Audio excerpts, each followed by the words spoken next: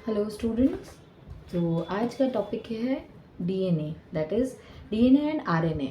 ये क्या है भाई? न्यूक्लियस के अंदर जो न्यूक्लियोसोम है उसमें जो हमने क्रोमोसोम देखा, उसके अलावा जो न्यूक्लियोसोम में प्रेजेंट है that is DNA and RNA. ये होते हैं जेनेटिक मटेरियल। अब जेनेटिक मटेरियल क्या होता है? देखो, आपको जैसे कहते हैं कि भाई तुम पापा जैसे दिखते हो, नहीं मम्मी जैसे दिखते हो, हाइट भी पापा की ले ली है, हेयर कलर मम्मी जैसे हैं, तो कैरेक्टरिस्टिक्स हमारे मैच होते हैं ना, जो हमारे पेरेंट्स से हमारी बॉडी में आते हैं, राइट? तो वो कौन लेकर के आएगा? वो जीन्स हैं जो डीएनए के थ्रू आएंगे। तो उसी के बारे में हम पढ़ रहे हैं। डीएनए का फुल फॉर्म है डीऑक्सी राइबोज न्यूक्लिक एसिड। बहुत ध्यान से समझना, मैं कंपोजिशन भी बता रही हूँ। सो डीऑक्सी राइबोज न्यूक्लिक एसिड याद करने का एक और ट्रिक, डीएनए से डबल स्टैंडर्ड। डीएनए का स्ट्रक्चर देखो, मैंने कॉइल स्ट्रक्चर बनाया हुआ है। तो दो ऐसे थ्रेड अगर आप लो साथ में और उनको एक दूसरे पर कॉइल करो, जैसे चोटी नहीं बनाती हैं लड़कियां, है ना, वैसे ही होता है। तो डबल स्टैंडर्ड स्ट्रक्चर होता है। ये मिलके बना होता है तीन चीज़ों से। पहला है शुगर। शुगर कौन सी? Ribose sugar. राइबो शुगर वो होती है जो 5 कार्बन आटम से मिलके बनी होती है, 1 2 3 4 5। नेक्स्ट होते हैं उसमें nitrogenous bases, right? Nitrogenous base क्या है? इसमें नाइट्रोजनस कंपोनेंट कार्बन के साथ जुड़े हैं और वो दो तरह के अलग अलग कंपोनेंट बना रहे हैं। पहला बना रहे हैं प्यूरिन और दूसरा बना रहे हैं पिरिमिडिन, राइट?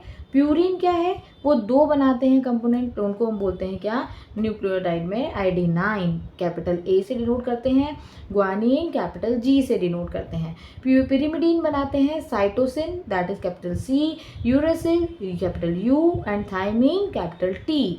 यहाँ तक क्लियर है? Third part is phosphate group. Phosphate group attach होता है। अब हम ये देखेंगे तीनों चीज़ें आपस में जुड़ती कैसे हैं। जब ये आपस में ज्वाइंट होती है ना, तो दो तरह के कंपोनेंट बनाती हैं। जब आप पढ़ेंगे तो आपको दो टर्मिनोलॉजी यूज होगी, एक लिखा होगा न्यूक्लियोसाइड और दूसरा होगा न्यूक्लियोटाइड, राइट? सो न्यूक्लियोसाइड की अगर हम बात करते हैं तो उसमें क्या है, बहुत कंफ्यूजन होता है बच्चों को, पर ध्यान रखें। जब एक 5 carbon atom sugar nitrogenous base से जुड़ेगी तो बनाएगा न्यूक्लियोसाइड, और जब तीनों जुड़ जाएंगे, phosphate group, phosphate ribose sugar और नाइट्रोजनस बेसिस, ये तीनों जुड़ जाएंगे, क्लब होके बनाएंगे न्यूक्लियोसाइड। तो जब डीएनए बनता है तो न्यूक्लियोसाइड की चेन बनती है। एक न्यूक्लियोसाइड की चेन ऐसे बनेगी और दूसरी न्यूक्लियोसाइड की चेन ऐसे बनेगी, और ये आपस में जुड़ जाएंगे। जुड़ेंगे किससे? हाइड्रोजन बॉन्ड से। और वो हाइड्रोजन बॉन्ड किसके बीच में होना है? वो नाइट्रोजन बेसिस यानी ATCGU। ये देखो, मैंने आपको एग्जांपल में बताया हुआ है। ये एक साइड है, देखो यहाँ पे एक शुगर, एक फॉस्फेट ग्रुप, एक एडेनाइन जुड़ा है। इस एडेनाइन के साथ दूसरी जो हमारी स्ट्रैंड है उसमें है यहाँ पे थाइमिन, और थाइमिन डबल बॉन्ड के साथ जुड़ी हुई है। फिर सेकंड चेन आ गई, एक और न्यूक्लियोसाइड आया, यहाँ पर साइटोसिन आ गया, यहाँ ग्वानिन आ गया, और इनके बीच में हाइड्रोजन बॉन्ड्स हैं।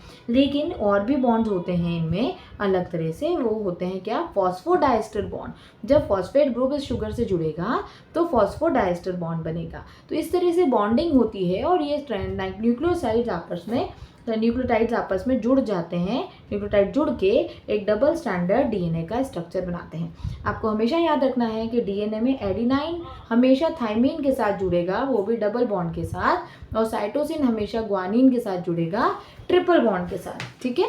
तो ये अरेंजमेंट है। और इसके छोटे भाई की बात करते हैं भाई, आरएनए।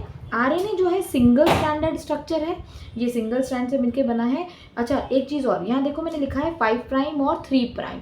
ये ध्यान रखना है, फॉस्फेट ग्रुप जब राइबो शुगर के 5वें कार्बन पे जुड़ेगा तो वो 5 प्राइम पोजीशन कहलाएगी, और जब वो 3rd कार्बन पे जुड़ेगा तो 3 प्राइम कहलाएगी। और ये पोजीशन कैसे आएगी?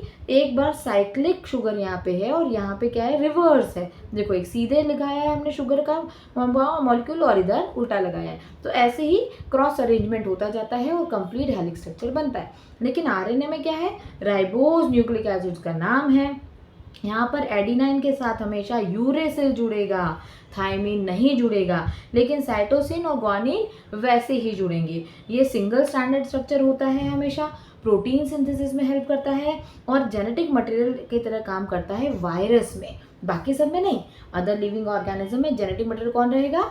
डीएनए, और आरएनए रहेगा वायरस में। आई होप ये पॉइंट क्लियर हुआ हो। नेक्स्ट में इनकी और डिटेल में डिफरेंस पॉइंट में समझाऊंगी। ओके, मिलते हैं जल्दी। लर्न करना अच्छे से। बाय।